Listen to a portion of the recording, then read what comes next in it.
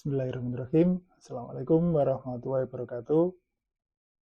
Jumpa kembali dengan saya, teman-teman ya, Eko Prasetyo di channel YouTube Eko Prasetyo. Ya, pada kesempatan kali ini saya ingin membahas, berbagi tentang tips bagaimana submit ke jurnal internasional uh, sesuai dengan pengalaman saya ya tentunya teman-teman, karena bagaimanapun uh, saya juga tidak merasa sebagai expert yang sudah paham betul bagaimana bisa tembus ke jurnal internasional, karena saya juga dalam tahap belajar gitu ya teman-teman. Dari beberapa artikel saya yang berhasil masuk ke jurnal internasional, yaitu pun beberapa saja, satu dua yang levelnya sudah kuartiluan satu ya. Walaupun sebenarnya saya juga punya uh, sejarah yang cukup panjang ya teman-teman, bagaimana perjalanan saya sehingga sampai di tahap ini. Ya, teman-teman, ini kalau kita lihat di situsnya scopus.com ya. Ini untuk akun saya, untuk ID saya. Nah, ini saya juga cukup excited ya, teman-teman, karena baru beberapa hari yang lalu ya saya cek itu ternyata indeks saya sudah naik menjadi 5. Nah, padahal bulan lalu itu bolak-balik saya cek itu masih 4 ya. Alhamdulillah, baru beberapa hari ini aja sudah indeks 5. Ya, ini cukup menggembirakan karena sudah memenuhi syarat di SIM Litbangmasnya Dikti untuk bisa punya kuota yang lebih gitu ya untuk mengajukan proposal.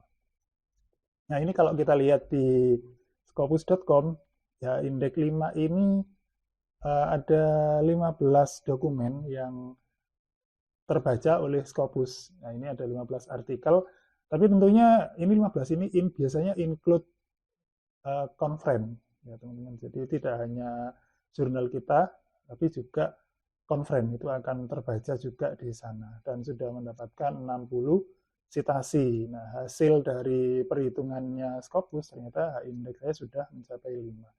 Nah, ini kalau kita lihat historinya ya teman-teman, ini dari tahun 2016 itu saya sudah mulai uh, ada artikel saya yang terindeks. Ini yang pertama, yang pertama itu tahun 2016. Ini satu artikel. Kemudian tahun berikutnya ini ya, hingga tahun sekarang 2022 baru satu artikel yang terindeks. Kalau yang grafik land ini jumlah citasinya ya teman-teman, jadi uh, naik turun begitu, tapi ada kecenderungan naik ya hingga tahun 2022 ini sudah sampai di sini citasinya. Ya, mudah-mudahan semakin banyak citasinya ya. Memang biasanya teman-teman kalau artikel kita itu berhasil masuk ke jurnal yang bereputasi, itu kesempatan atau peluang untuk mendapatkan citasi dari artikel lain itu biasanya jauh lebih besar, lebih cepat untuk mendapatkan citasi. Ya, ini setelah saya kumpulin ya teman-teman satu-satu, saya tidak terlalu menghimpun seperti ini ya, baru beberapa hari ini saya himpun. Ini khusus untuk yang jurnal yang berhasil tembus ke internasional saja. Ini dimulai dari tahun 2016. Walaupun sebelum 2016 itu saya sudah mulai bikin artikel, saya submit ke jurnal nasional biasa, bikin artikel, saya submit ke jurnal nasional yang lain, gitu. Nah, baru tahun 2016 itu, waktu itu ini jurnalnya baru, namanya Indonesian Journal of Science and Technology, ini punyanya UPI. Ini waktu itu uh, editornya mau broadcast info di grup Facebook bahwa sedang mengembangkan sebuah jurnal.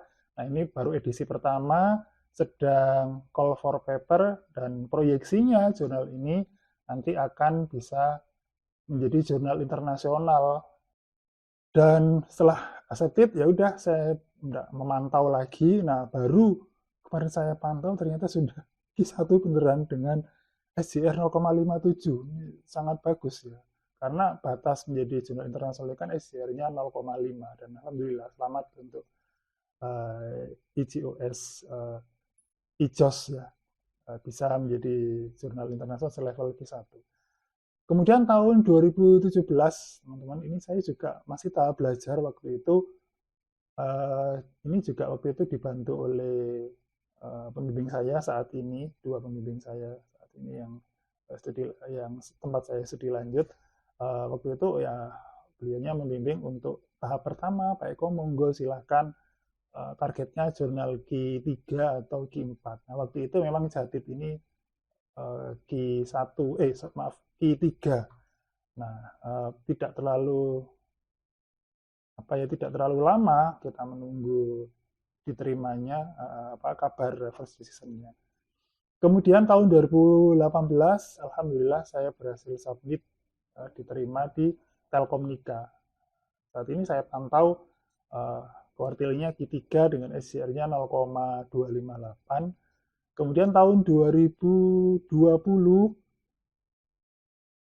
ini alhamdulillah juga artikel saya diterima di International Journal of Intelligent Engineering and System atau IJS.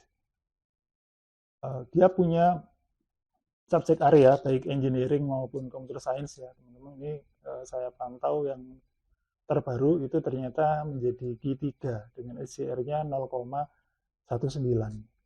Kemudian di tahun yang sama, ini di akhir tahun, penutup tahun 2020, artikel saya ini akhirnya juga accepted di IJASEID. Nah, ini juga waktunya cukup lama sih, mungkin sekitar hampir setahun bisa accepted di IJASEID. Q3, SJR-nya 0,22. Nah, yang terbaru-baru ini tahun 2021 ada satu artikel yang ini memang salah satunya luaran dari penelitian disertasi saya bersama dua pembimbing saya. Alhamdulillah accepted juga di jurnal King Saud University Computer and Information Science. Ini Q1 yang pertama kali. Alhamdulillah saya accepted dengan perjuangan yang begitu keras ya. SJR-nya 0,62, alhamdulillah. Ini kayaknya sudah saya bahas di video saya sebelumnya, monggo silahkan bisa disimak di sana bagaimana konten dari artikel yang King Saud ini, seperti apa isinya dan bagaimana perjalanan saya akhirnya diterima di sana. Kemudian yang terbaru di tahun 2022, ini bulan kemarin itu alhamdulillah ada satu artikel saya yang akhirnya accepted juga di Journal Information Processing in Agriculture. Ini juga Q1 dengan SJR-nya 0,77. Ini lebih tinggi lagi. Kemudian satu lagi, ini yang sekarang prosesnya masih belum selesai ya, teman-teman, masih proses revisi. Karena minggu kemarin saya baru dapat kabar first decision yang menggembirakan untuk bisa accepted, tapi harus melakukan revisi. Ini di Jurnal Computer and Electronic in Agriculture. Ini juga Q1, SJR-nya malah lebih tinggi lagi, 1,21, alhamdulillah. Ya, ini tampilan artikel saya, teman-teman ya. Ini yang di Indonesian Journal of Science and Technology, IJOS yang dari UPI itu. Kemudian ini yang di jatid.org. Ini memang websitenya kurang begitu menarik ya menurut saya. Tetapi untuk pemula, kalau kita ingin bisa bisa submit ke jurnal internasional, saya rasa nggak ada salahnya kalau kita ingin memulai dari jurnal ini. Ya walaupun ini sudah rame teman-teman bahwa Jatid ini masuk pada jurnal Predator, kabarnya seperti itu. Namun kayaknya terakhir saya indeks masih terindeks di scopus.com. Ini nggak tahu lagi kalau sekarang ya. Kemudian ini yang Telkomnika dari Universitas Ahmad Dahlan. Ini artikel saya dimuat di tahun 2018. Kemudian ini yang di IGS INAS, judulnya Cousin Keynes Nigbor in Milkfish a Classification. Kemudian ini yang di Ijazahid, ini jurnalnya punyanya Poltek Negeri Padang. Kemudian berikutnya ini yang di jurnal King Saud University, judulnya Multi-Level Residual Network VGGNet for Fish Species Classification. Kemudian ini yang di Information Processing in Agriculture.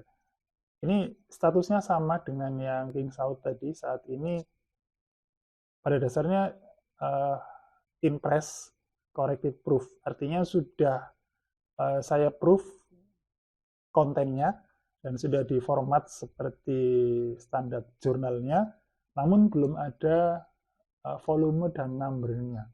Nah, ini biasanya nunggu antrian sehingga sampai di tahap mendapatkan volume dan number, namun sudah bisa disitasi oleh artikel-artikel yang lain. Begitu histori saya. Kemudian ini yang terbaru, yang belum selesai ya teman-teman, yaitu di Jurnal Computer and Electronic in Agriculture. Entah nanti masuknya di volume ke berapa ya, di tahun 2022. Ya, baik teman-teman. Secara umum ini sebenarnya lebih ke pengalaman saya secara pribadi ketika saya belajar supaya bisa punya artikel yang bisa layak untuk disubmit dan accepted di jurnal internasional yang bereputasi. Ini dalam pandangan saya, semestinya lebih ya teman-teman dari apa yang bisa saya sampaikan di sini. Namun yang terbayang oleh saya saat ini ya ini. Pertama pasti adalah kontribusi. Kontribusi itu adalah apa yang kita persembahkan di dalam artikel. Kemudian penyampaian itu bagaimana kita membahasakan, bagaimana kita menggunakan bahasa seperti kita ngomong seperti apa di dalam artikel itu. Kemudian grammar ini adalah tata tulis karena kita menulis pasif ya, teman. Jadi kita butuh keahlian grammar yang cukup tinggi. Nah ini yang biasanya susah bagi orang-orang yang nggak natif seperti saya ini. Terus terang, memang saya punya nilai TOEFL yang rata-rata saja teman-teman ya, tidak expert TOEFL saya. Jadi saya juga butuh pihak ketiga untuk melakukan proofreading terhadap artikel saya. Kemudian semangat ini juga harus kita punya di dalam ini. Kalau kita nggak punya semangat, nggak punya spirit untuk menulis, ya udah tinggal kenangan saja, tinggal bayangan saja untuk bisa punya artikel yang terindeks. Dan doa juga kita butuhkan setiap saat, kita berdoa agar bisa berhasil, bisa masuk itu, dan kesabaran. Nah, detailnya kira-kira seperti ini teman-teman. Pertama adalah tentang kontribusi. Ya, namanya riset itu adalah kita akan menemukan sesuatu gitu ya. Jadi apapun yang teknologi apapun ya, nggak hanya teknologi sih ya, yang ada di sekitar kita itu umumnya itu adalah hasil dari riset. Jadi hasil-hasil dari percobaan-percobaan yang dilakukan oleh orang-orang. Jadi sekarang kita bisa menikmati teknologi sampai 4G, 5G, bahkan mau 6G. Nah itu adalah hasil riset-riset oleh para ahli sebelumnya. Termasuk kita itu juga ketika menulis artikel itu ada sebuah penemuan baru yang kita dapatkan. Nah itu tentunya hasil dari eksperimen-eksperimen kita. Makanya yang sangat penting di dalam sebuah artikel itu adalah kebaruan. Itu yang biasanya mesti ditanyakan oleh editor dan reviewer. Apa sih yang baru di dalam artikel yang kita tulis? Artinya apa? Definisi baru di sini itu sesuatu yang awalnya memang belum ada, belum dibahas oleh orang, kemudian kita bahas. Nah, kita membahas itu kan bisa membahas karena kita sudah mencobanya. Kita sudah mengeksperimennya. Kita memunculkan, membuat sesuatu yang baru, yang awalnya belum ada. Jadi, bukan berarti yang baru di sini karena misalnya ada metode A. Metode A ini sudah dipakai oleh banyak oleh orang lain, kemudian kita pakai lagi metode A pada kasus X. Itu bukan yang baru ya kalau menurut saya. Jika metode A tadi itu belum ada perubahan, belum ada modifikasi, belum ada pengembangan. Walaupun diterapkan pada kasus yang lain, itu bukan kebaruan di sana.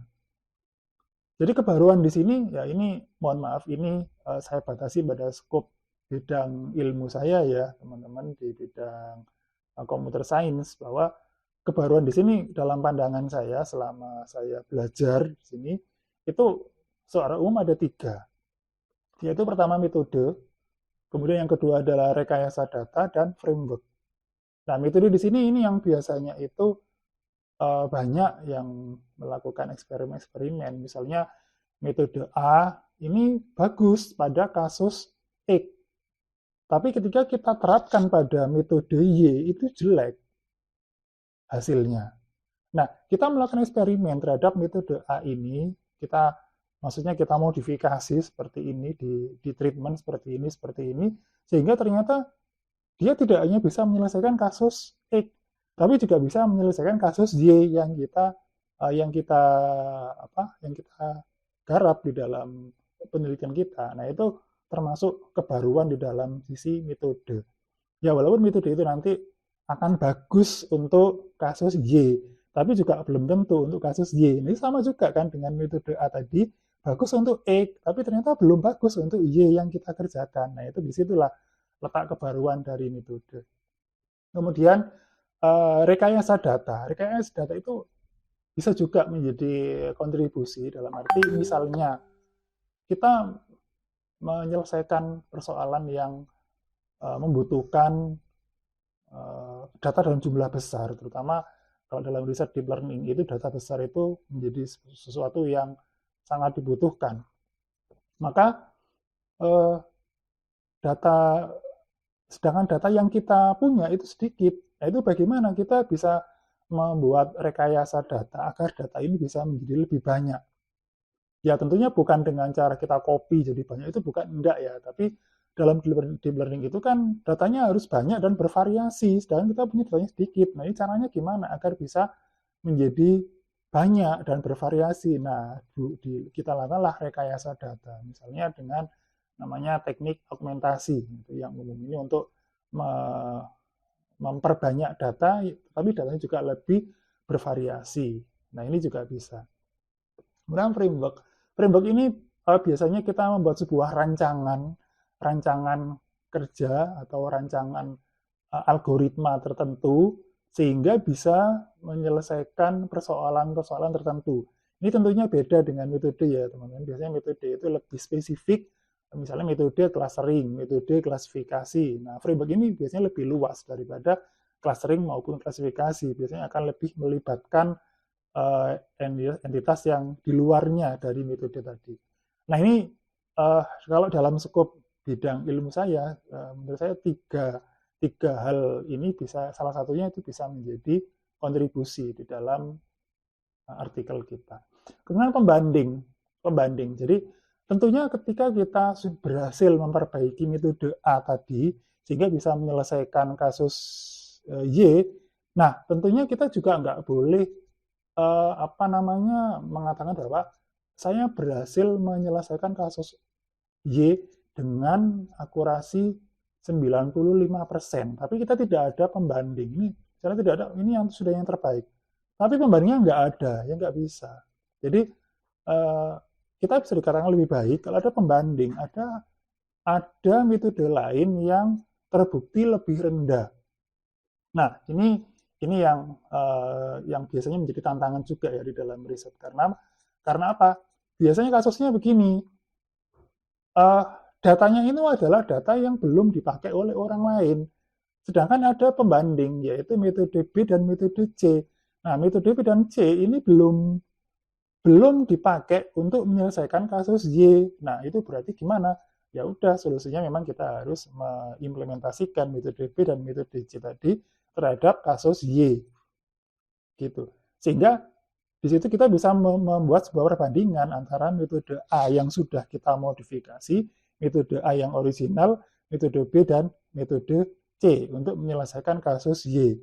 Nah, dari situ kita bisa melihat eh, apa namanya benchmarknya, bagaimana performa dari metode A yang sudah kita modifikasi. Tentunya sudah mengungguli metode A yang original, tapi bagaimana dengan metode B dan C? Jangan-jangan lebih unggul yang B dan C. Itu ya, teman-teman. Biasanya kalau sudah lebih unggul, walaupun sedikit ya, 1%, 2% itu sudah bagus, ya. Sudah bagus. Tapi nanti akan ini ya berimbas kepada level dari jurnal yang akan kita tuju. Ya, kalau mungkin kalau peningkatannya 1-2%, saya rasa kalau ke jurnal yang Q3, Q4 saya rasa masih bisa lah masuk ke sana gitu ya. Dan sebaiknya signifikan ya teman-teman perbaikannya, baik terhadap metode yang original maupun metode pembanding gitu. Nah, itu akan lebih menjadi daya tarik ketika kita metode kita hasil modifikasi itu punya kinerja yang signifikan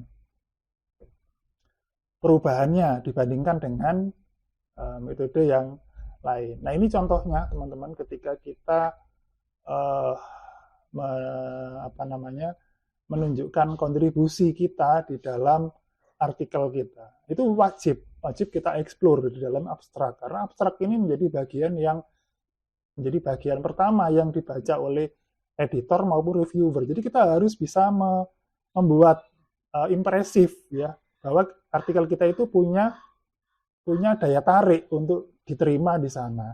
Jadi di sini di artikel ini saya sampaikan bahwa we propose partial CCD by calculating the distance from boundary point does not to the center point of the leaf but to the midpoint cut of the leaf base or leaf tip. Maaf bahasa Inggris saya kacau. Jadi begitu. Jadi di sini saya sampaikan apa yang kita proposkan, apa yang kita usulkan di dalam riset kita.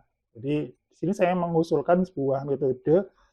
Metode awalnya itu namanya CCD, ya, Centroid Contour Distance. Kemudian saya modifikasi, saya beri nama partial CCD.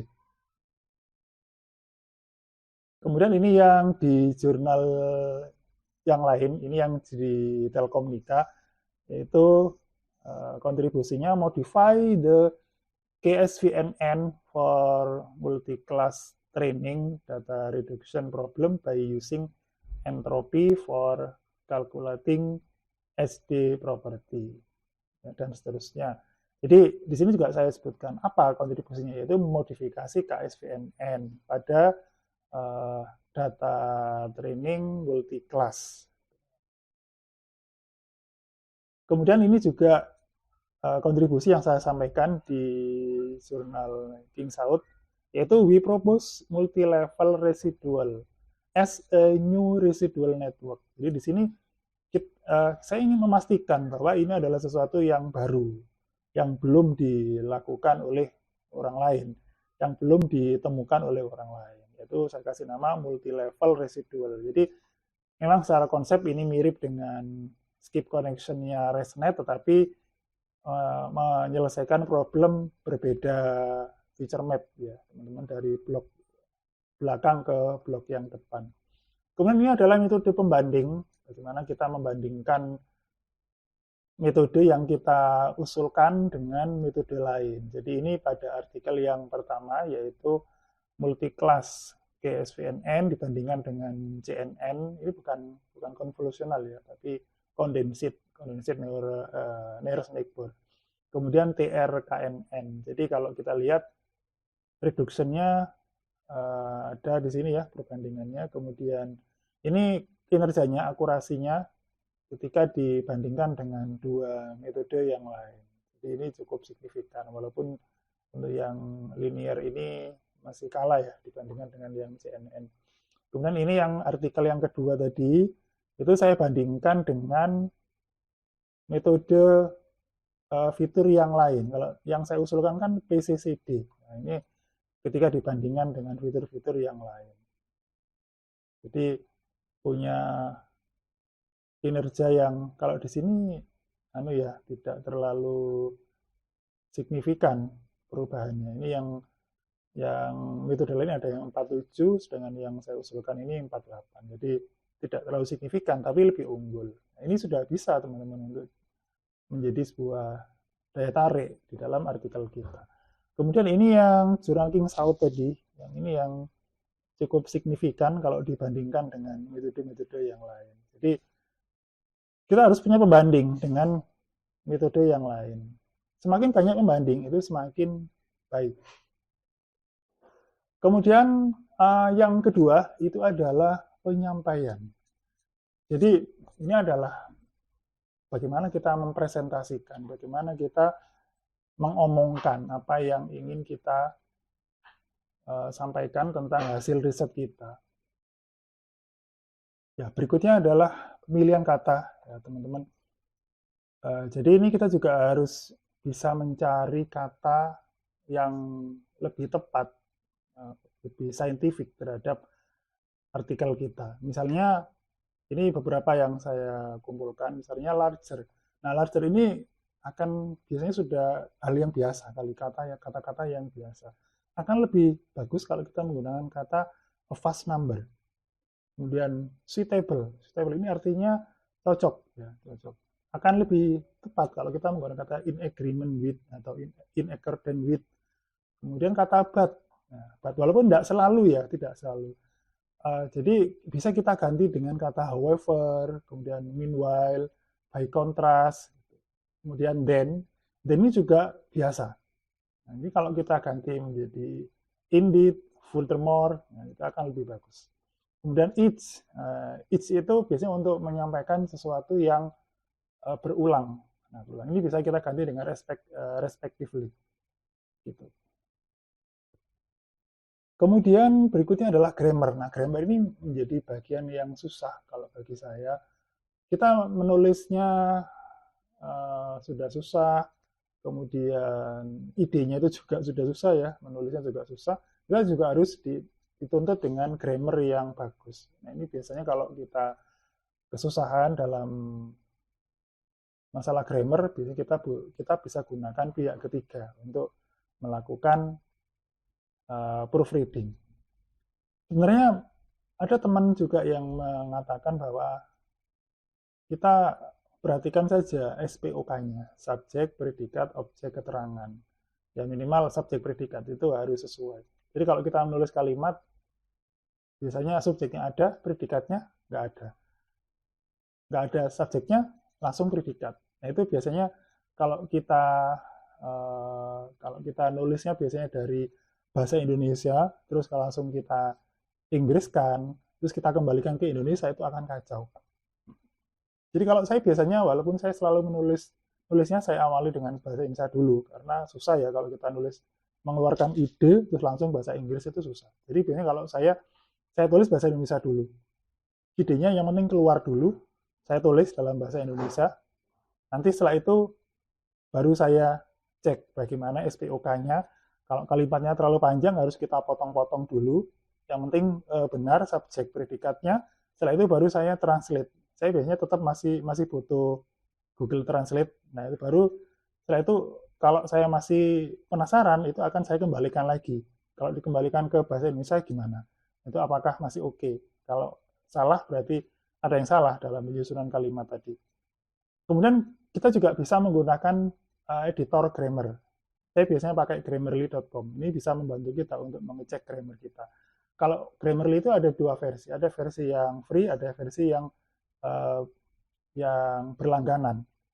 Kalau yang free memang terbatas ya, teman, tidak sampai bisa ngecek ke keberadaan kalimat yang keliru atau ada pemilihan kata yang kurang tepat. Nah, itu kalau dalam versi free-nya nggak ada. Teman-teman bisa berlangganan grammarly.com. Kalau saya selalu pakai itu. uh, harganya langsung setahun ya kalau saya berlangganan itu, dan kita bisa langsung dari websitenya bisa beli di sana. Namun kalau pengalaman saya ikut rombongan teman-teman, biasanya ada di grup-grup di WA, itu ada grup teman-teman yang berlangganan Grammarly Education, itu biasanya lebih murah satunya, itu sekitar setahun itu sekitar 700 hingga 800 ribu. Kemudian proofreading. Nah, proofreading ini juga kita butuhkan kalau kita masih penasaran, masih kurang puas dengan hasil dari Grammarly, kita bisa kirimkan artikel kita untuk di proofread oleh pihak lain. Terutama yang natif itu ya, itu biasanya lebih lebih bagus ya. Tapi kita harus juga perhatikan natifnya itu sebaiknya natif yang sesuai dengan keilmuan kita. Kalau kita bidang teknik, kalau dicek proofread oleh orang sastra mungkin akan berbeda ya, karena persepsi mereka terhadap istilah-istilah teknik tidak terlalu dalam seperti kita. Jadi kalaupun proofread oleh natif itu sebaiknya orang yang sebidang ilmu dengan kita. Nah, ini contohnya teman-teman, saya screenshot dari grammarly.com. Ini contoh, walaupun kelihatan kecil ya, tapi ini secara tata bahasa keliru. Ini yang saya lingkari, ini yang salah-salah. Jadi ada sarannya dari Grammarly harus diperbaiki seperti apa. Ini sekali saya copy paste satu paragraf ditemukan sekian banyak kesalahan. Ini dari artikel saya yang sudah diterima. Tapi ini versi yang awal ya, teman-teman, bukan versi yang diterima. Terus ini contoh hasil proofreading yang saya dapat dari pihak ketiga. Saya ambil contoh 3 ini ya. Jadi kalimat yang pertama, ini saya pakai kalimat ini, several studies in fish freshness. Nah, ini diperbaiki menjadi there have been some study. Nah, ini kelihatannya memang persoalannya adalah tidak ada predikat ya, subjek predikatnya nggak jelas, sehingga diperbaiki seperti ini. Kemudian ini contoh yang kedua, saya nulisnya we experimented with comparing the performance. Nah, ini diperbaiki menjadi the experiment in this study compare the performance. Nah, kelihatannya sudah benar kita merasanya, tapi ternyata ketika dibaca oleh orang lain, oh salah, harusnya seperti ini. Dan kalimatnya bisa menjadi lebih baik, gitu kan. Ini contoh yang ketiga, ini lebih panjang. We propose a bottleneck with expansion convolution, but do not use standard convolution, but instead use DSC. Ini sebenarnya kalimatnya sudah kurang enak, karena ada but yang diulang, gitu ya. Dan rasanya juga masih kurang halus ya menurut saya setelah saya baca lagi. Nah, ini hasil dari proofreadingnya. Bottleneck with expansion convolution is proposed using DSG instead of standard convolution. Ini lebih enak, lebih halus gitu ya. Nah, ini yang kalau kita grammarnya itu pas-pasan seperti saya, ini akan susah untuk bisa menjadi seperti ini. Ini kita butuh pihak ketiga untuk di proofread. Karena biasanya kalau kita mengecek sendiri pekerjaan kita, itu ya kita masanya udah benar pastinya. Kalau orang lain yang melihat pasti tahu, oh kesalahannya di sini. Kemudian semangat, teman-teman, ini penting. Kalau kita nggak punya semangat, tentunya aras-arasan untuk menulis.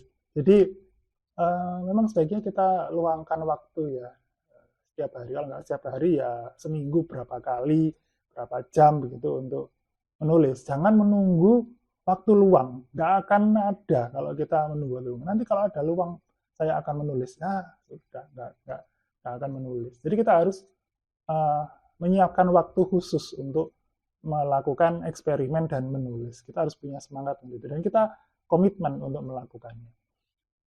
Kemudian tegar terhadap rejection. Nah, ini yang biasanya itu seringnya terjadinya di situ. Kita harus tegar terhadap rejection. Waktu saya di reject pertama kali oleh jurnal nasional terakreditasi. Jadi waktu ini pertama kali saya mendapatkan rejection itu. Itu baru dari jurnal nasional terakreditasi. Dan rasanya down juga, rasanya sedih. Apa yang kurang? Saya sudah diterima di banyak jurnal nasional yang biasa, yang belum terakreditasi, tapi direject oleh dia. Itu saya sedih dan rasanya mangkel waktu itu ya. Tapi ya nggak berapa lama, berapa hari, kemudian saya bangkit lagi untuk memperbaiki hasil masukan tadi, kemudian saya submit. Ternyata malah keterima di jurnal Telkomika, lebih tinggi lagi menjadi jurnal internasional. Begitu teman-teman. Jadi ketika kita mendapatkan rejected, itu jangan menjadi sesuatu yang malah menjatuhkan kita, harus menjadi cambuk semangat bagi kita. Saya juga bolak-balik di reject oleh jurnal internasional. Kalau yang internasional, saya di reject pertama kali itu oleh jurnal Computer and Electronic in Agriculture, yang sekarang ini saya sedang tahap revisi. Itu saya pertama kali di reject oleh dia. Nah, pertama kali di reject gimana rasanya? Ya pasti down lah, seperti beberapa teman yang curhat ke saya. Itu uh, sama. Rasanya nggak mau pegang laptop, nggak mau melihat artikel kita, maunya yang lain. Ya itu sudah manusiawi menurut saya. Tapi jangan terlalu lama. Kita harus segera move on, lupakan kalimat-kalimat pedas dari editor dan kita move on, perbaiki lagi artikel kita. Jadi sebaiknya jadikan itu sebagai masukan gratis, review gratis loh. Kalau kita minta tolong ke teman kita itu untuk mengecek, tentunya kita harus ada ada ucapan terima kasih kepada beliau yang sudah meluangkan waktu. Lah ini kita dapat masukan dari reviewer internasional, gratis lagi, nggak bayar. Lumayan, itu yang harus kita ambil hikmahnya. Ya tentunya pasti, biasanya kalimat-kalimatnya pasti pedes bahwa nggak layak lah, kemudian kalau bahasanya itu ecek-ecek lah kontribusinya, udah biarkan saja itu biasa. Jadi jadikan sebagai masukan untuk memperbaiki artikel kita. Kalau nggak gitu kita nggak tahu kelemahan artikel kita ada di mana. Nah itu yang harus kita perhatikan. Kemudian jangan lupa untuk berdoa di setiap kesempatan ya teman-teman, sebelum submit pun ya berdoa, setelah submit pun ya harus tetap berdoa. Mudah-mudahan bisa diterima. Ya. Kemudian yang terakhir adalah sabar. Nah, ini ya, rasanya bukan bagian dari substansi artikel, tapi mengapa harus sabar? Ya, begitulah. Mengapa harus sabar? Karena kita namanya submit itu kan yang butuh itu kan kita ya. Sedangkan editornya itu ya bertugas untuk memproses artikel kita. Kalau layak ya akan diterbitkan, kalau nggak layak ya akan di-reject. Dan itu butuh waktu yang lama, nggak hanya 1 hari 2 hari. Saya submit ke jurnal internasional, itu begitu submit, itu statusnya submitted, belum with editor. Jadi akan berubah menjadi with editor ketika ditangani oleh editor. Itu pun masih di tangan editor. Editor akan melakukan review, dan itu bisa beberapa hari hingga 1 minggu, 2 minggu. Itu with editor. Nanti setelah editor itu mendapatkan reviewer yang mau menerima, ya, itu editor kan harus mencarikan, oh ini layak untuk direview, maka dia harus mencarikan editor. Nah, editor ini, reviewer ini, ini ya, volunteer, jadi tidak ada bayaran untuk mereka. Sehingga kalau reviewernya mau mereview, ya alhamdulillah. Kalau menerima usulan review dari editor, ya alhamdulillah. Karena dia juga bisa aja menolak, mungkin karena sibuk atau karena apa. Nah itu yang lama di situ teman-teman biasanya. Mencari editor yang mau mereview artikel kita. Dan itu diberi waktu bisa 2 minggu, 3 minggu, sampai 1 bulan. Nah, itu kalau sudah diterima, nunggu 1 bulan ternyata nggak direview, ya udah nunggu lagi. Nah itu yang biasanya membuat lama, dan kita harus sabar untuk menunggu.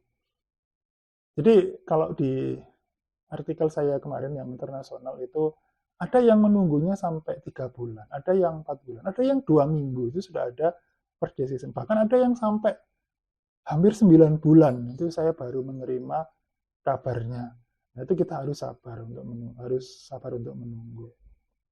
Kemudian juga kita pasti suatu saat akan ketemu dengan editor atau reviewer yang kejam. Kejam di sini kalimatnya itu sangat sangat pedes ya, sangat pedes. Misalnya Anda menuliskan itu DA itu unggul, tapi justifikasinya nggak ada. Unggulannya di mana? Saya belum menemukan. Nah, mungkin ada kalimat yang seperti itu. Nah, itu harus kita berikan penjelasan, harus kita berikan jawaban dan kita tunjukkan di dalam artikel kita itu di mana. Atau kalau dikatakan kita di reject terus kasih kalimat bahwa kontribusi Anda itu trivial, sangat sepele. Nah, ini biasanya yang membuat kita down ya. Kita tidak susah-susah buatnya, dibilang sepele. Nah, gitu ya, teman-teman. Jadi harus sabar terhadap proses review yang memakan waktu yang cukup lama maupun kalimat-kalimat review dari editor dan reviewer yang biasanya pedas. Baik, saya rasa itu ya, teman-teman, sekilas pengalaman saya submit di jurnal internasional. Mungkin nanti di kesempatan yang lain akan saya perluas lagi, mungkin ada tip-tip yang lain atau teman-teman yang lain punya pengalaman bagaimana submit bisa disampaikan, bisa dimasukkan di komen di sini, nanti akan saya berikan tanggapan dan bagaimana mungkin kita bisa diskusi lebih lanjut. Baik, saya doakan mudah-mudahan teman-teman semua segera menyusul, bisa accepted artikelnya di Jurnal Internasional Bereputasi, supaya kita bisa maju bersama. Saya ucapkan terima kasih sudah menonton video saya. Saya akhiri. Assalamualaikum warahmatullahi wabarakatuh.